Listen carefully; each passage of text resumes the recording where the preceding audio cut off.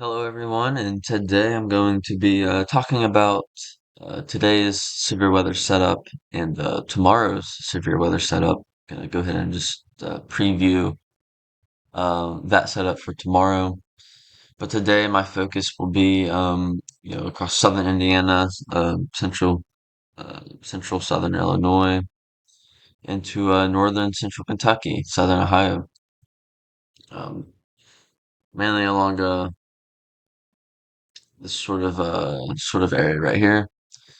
However, we do have an enhanced risk down south, including Dallas. This is going to be a tornado-driven event down south with a 30% wind risk and a 30% hatched hail risk. But further up north here, we do have a 5% risk in that sort of same slight risk zone in Evansville, just outside of Louisville, but also includes St. Louis. This tornado threat in that same area. Also a 15% hail threat and wind threat.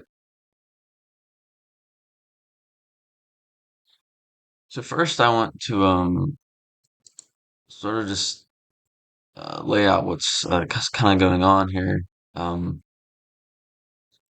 so we have this sort of cold front from that system that brought some severe weather across the upper Ohio Valley. That low pressure has moved northeast. But it has sort of the southern part of the front has sort of stalled across Kentucky, Missouri, with another low pressure sort of forming out in the southern plains here. Um, you know, that energy and that moisture um, sort of connecting here. Um, and the stalled front will sort of move north as the day progresses, and it's going to sort of trigger that severe threat across southern Illinois and Indiana.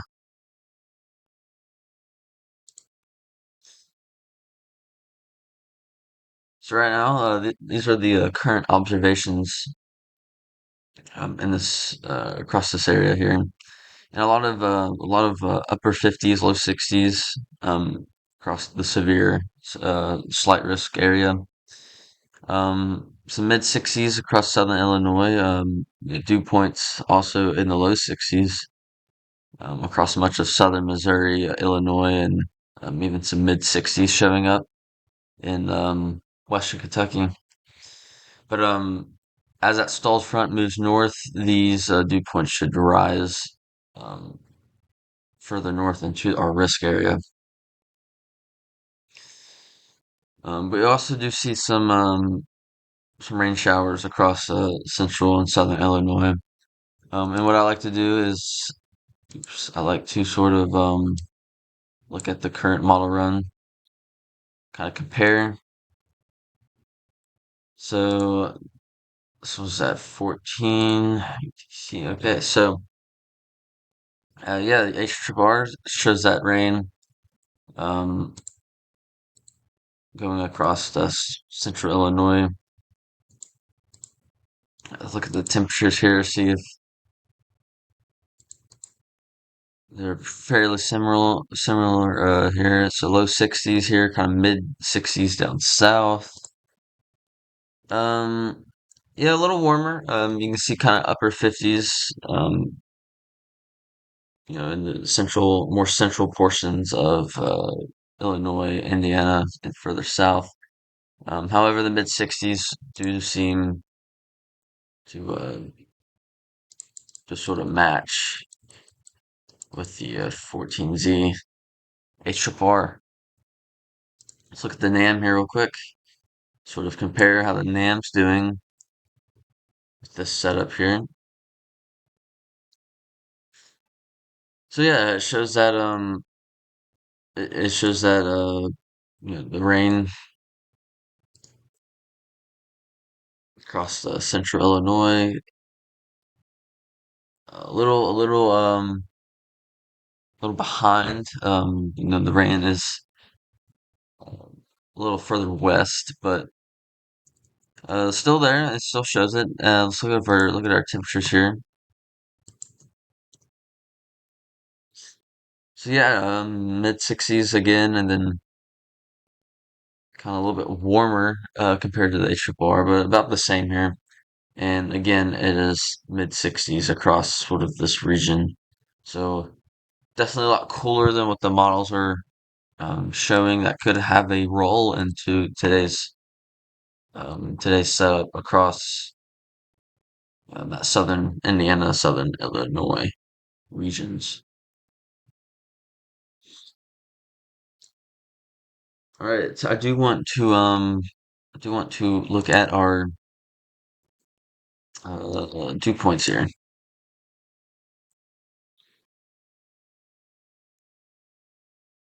So this is today at 10 a.m. here,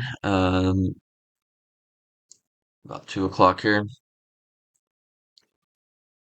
and we can see this northward progression of our main dew point here, warm sector. Um, it gets lifted up north as the morning goes, as the afternoon goes, and by about 2 or 3 o'clock, that 60-degree dew point line should be just now reaching Cincinnati, well into St. Louis, well into just entering Bloomington, Indiana. Um, but that sort of warm sector here along the stationary front will be pushing northward. It's going to be bringing in lots of moist and high instability across the risk area today.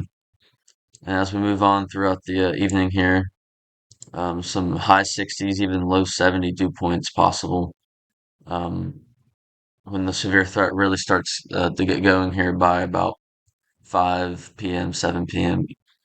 So, moisture wise, that is a check mark. We have plenty of it. I do want to look at our cape here, instability or fuel. This is about 11 a.m. right here. We 1 p.m. By 4 p.m. we can kind of see that surge of cape start pushing northward into our risk zone, where values of 2,000 to 2,500 joules per kilogram cape. That is certainly sufficient enough for severe thunderstorm development. And as we move on to the evening, around 7 p.m., we can see our highlighted cape across that risk area, southern Indiana, southern Illinois, even some nice Cape valleys, central Kentucky, but not very worried about that area. No forcing really at all. Um, but yes, sufficient cape, sufficient fuel for our thunderstorms. We do have that. So I do want to look at our 500 millibar winds here, sort of get an idea of um, how it's going to play out here. So this is by 2 o'clock here. We can see our that low pressure that I had mentioned in our southern plains here. Um, that has that. Here's the base of that trough right here, and it has that sort of jet streak. That just sort of vocal winds there, sort of a jet streak there in central Oklahoma, southern Oklahoma.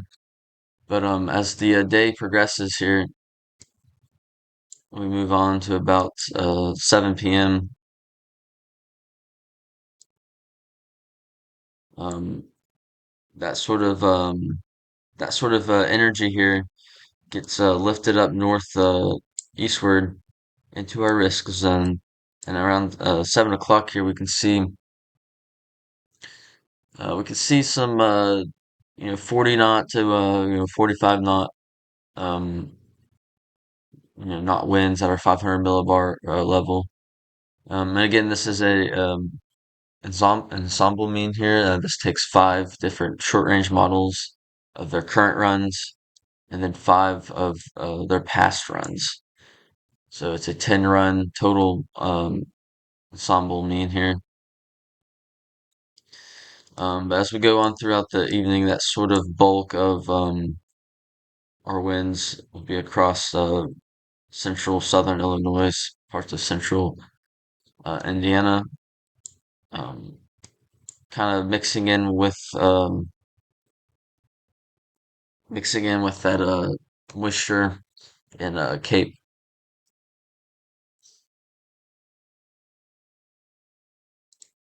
Look at our 850 millibar wind mean here. Let's see if it's there. It goes.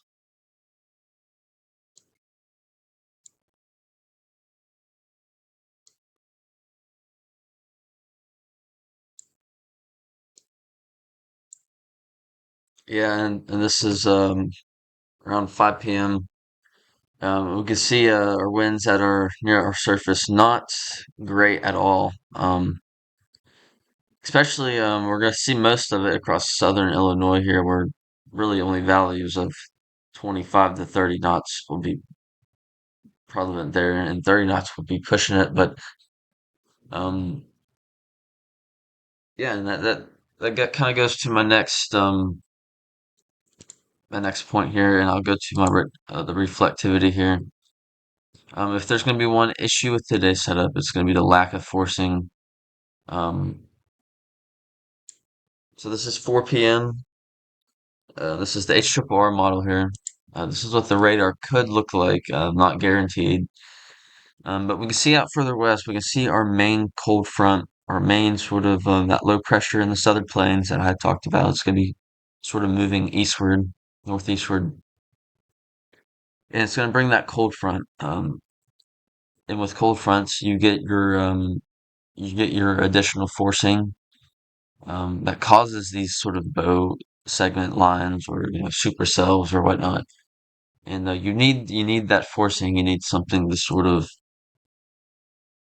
lift that air. So that's going to be an issue. That cold front's going to be a little too far west, and by the time it catches up to this sort of stalled front that will be moving sort of northward, it's going to lose some of that daylight heating. I mean, this is 4 p.m. Storms are just now starting to fire across central southern Illinois, parts of eastern Missouri. Um, as we move on through the evening here, 7 p.m. Um, you can see kind of it's going to be riding sort of that boundary here between that drier air and the more moist air. And these storms are just going to be riding that boundary across the sort of central Illinois, central um, Indiana. Let's take a sounding kind of out ahead of these potential supercells. And our surface cape around 2000, McClure Cape 1600. Pretty good. That's definitely sufficient enough. Our three cape well over 100. So our near surface vorticity or spin is going to be a possibility with the most strongest maintained storm that takes sort of advantage of the environment. Our shear values fairly solid, but nothing crazy, nothing um, to have real concern over. We do have some nice turning in our winds from our surface to our like 1 to 2 kilometer range, but not really fast near our surface. And we sort of saw that at our 850 millibar level, um, where 30 knots possible. But we can see some nice fat cape here, especially across our 2 to sort of 6 kilometer range. Sort of kind of expands out there. Our hodograph, we have a nice sort of right curve here, sort of elongated there, sort of at the end there, but it's a nice right curve, um, sort of depicting sort of that turn in winds that we see there, that left sort of turn. but I do think our shear, I think our shear values may just be sufficient enough to sort of support a weak spin up, a weak tornado possible across the across that tornado risk here. Um, Take another sounding sort of central Illinois, sort of compare. Um, this one might be sort of contaminated here. Go back a few hours.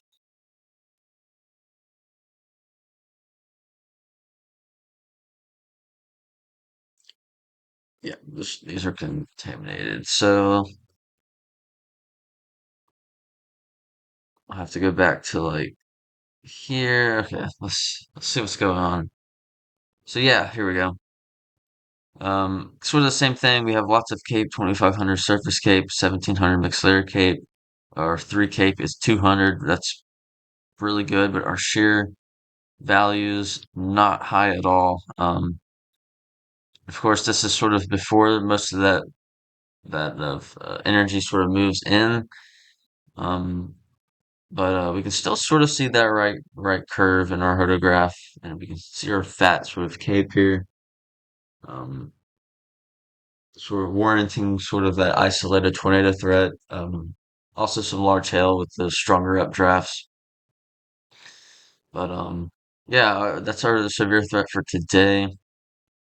Um, Across Evansville, St. Louis, in uh, in those regions there. So um, that's today's setup, and I want to just briefly talk about tomorrow's setup here. We have a very large slight risk, and I think this will sort of get ironed out by tonight. Um, but yeah, we have a huge slight risk from Buffalo all the way down to San Antonio, Texas. This is a huge slight risk. Our tornado risk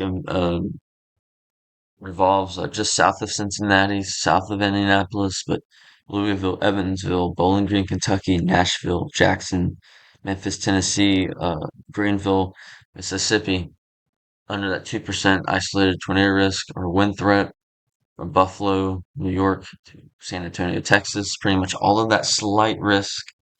And then our hail, very low risk, except when you get down south to Waco and Austin, Texas, where that significant hail is possible.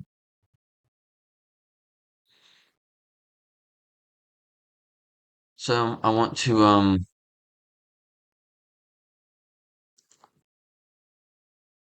look at our 500 millibar winds here. I'm going to use the NAM here. I'm going to go zoom out.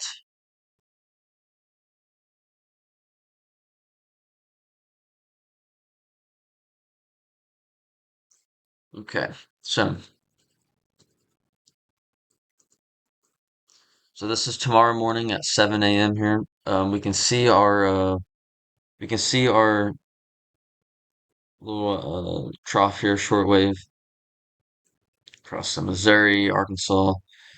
Um, and that's sort of that jet streak that I had mentioned had sort of moved up northeastward at this point, extending all the way to almost Detroit, Michigan here. And as we move on throughout the day, um, we can see we see the bulk of our winds here, 50 to sort of 60 knots. It's going to be central Ohio, central Kentucky, central Indiana, through a southern central Michigan, up through that Buffalo region in New York. Um, and then as we move on throughout the night, that sort of gets lifted up. But during peak storm hours here, 4 p.m.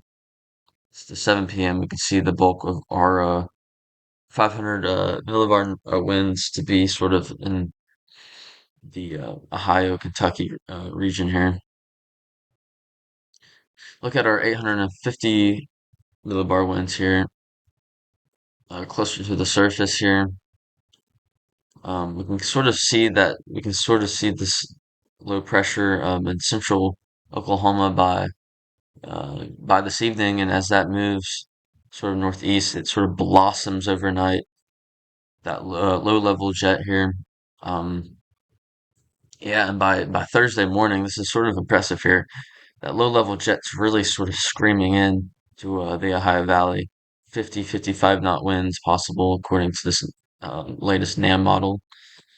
Um, Move on throughout the afternoon and evening, we could see 30 to 35 to 50, 55 knot winds across much of the Ohio, Kentucky, Indiana. Um, it's definitely going to support the chance for scattered thunderstorms to form in line segments, especially. I do want to look at also the dew points here, kind of see what we're working with here. This is Thursday. This is Thursday, 7 a.m. here. Again, we can see our low pressure is moving northeastward. We can see our warm sector or warm front up north, our warm sector across Indiana, Ohio, Kentucky, West Virginia here, Illinois. 4 p.m. here, we can see some mid 60 dew points, low 60s across West Virginia, mid 60s central Ohio, central Kentucky, low 60s all the way up to Buffalo, Detroit, Indianapolis, low 60s possible. So, yeah, dew point wise and stability wise, we have a nice low level jet. We have a nice warm sector here. 500 millibar winds are not bad at all. I do want to go to our NAM model here. Sort of zoom in again. Um, Sort of get an idea of what the um, reflectivity is showing here. Just to look at our soundings. So this is HRRR. This is 10 a.m. This is 1 p.m. I think I'm going to take a few soundings. I'm going to take a sounding near Charleston, West Virginia. Um, yeah, not enough. This is well outside of the bulk of the wind shear there, but enough instability to sort of spark up a potential thunderstorm. Take one near Cincinnati here. Again, I don't think most of it has been in place. Most instability. Um, Take one here near further north here near Pittsburgh here. Um, nice three cape lapse rates fairly solid here. Um, Surface the 3 kilometer above ground level lapse rate 9.3. That's a um, very saturated section of the atmosphere there. Our three cape near hundreds or near surface vorticity could be an issue with our cape. May not be too high enough for that, but 1600 cape is definitely sufficient enough for a strong thunderstorm. Photograph sort of doesn't look great. Yeah, it doesn't look really great at all. There's really no turning going on at all until you get well up into our atmosphere. But if anything, this is just a strong wind maker, maybe some quarter-sized hail with those lapse rates. Um, we'll have to take another one near Charleston, West Virginia later on. Yeah, it's just not enough sort of instability and wind shear across West Virginia, but I think across central Ohio, northwestern PA, central Kentucky, um, most of Ohio. That's going to be your sort of main threat here. Tomorrow it looks like, but I'll have another video on tomorrow's setup tomorrow morning, going more into detail. Mainly just wanted to mention it. We have that sort of risk extending from Buffalo to San Antonio tomorrow, but today's risk um, will be revolving around sort of that central southern Illinois and Indiana regions um, that I had mentioned. But until then, hope you guys take care, stay weather aware, and I will talk to you guys later.